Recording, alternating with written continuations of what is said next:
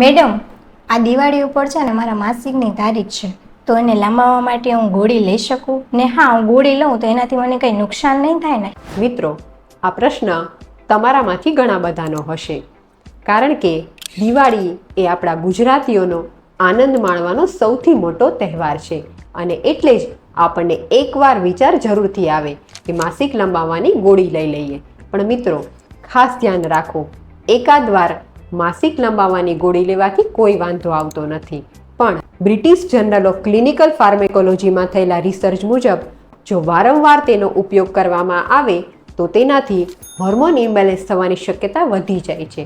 આ ઉપરાંત કેટલાકને તેનાથી ખીલ થવા, વજન વધતું જવું, મૂડ સ્વિંગ થવા, ગેસ થવો કે માથાના દુખાવા જેવી સમસ્યા પણ થઈ શકે છે.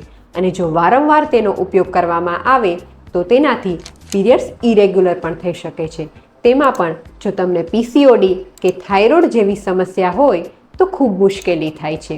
માટે જો તમને માસિક લંબાવવાની જરૂર જ હોય તો એકવાર ડૉક્ટરની સલાહ જરૂરથી લ્યો અને ત્યાર પછી જ ગોળી લ્યો. પણ મિત્રો, એક વાત ખાસ ધ્યાનમાં રાખો, દિવાળી દર વર્ષે આવશે, પણ આપણું શરીર કે જે ઈશ્વરે આપેલી ભેટ છે તે એકવાર બગડ્યા પછી તેને સુધરતા ઘણી વાર લાગે છે. માટે તમારા શરીરને સાંભળો, એનું ધ્યાન રાખો અને સાથે દિવાળીનો આનંદ પણ માણો.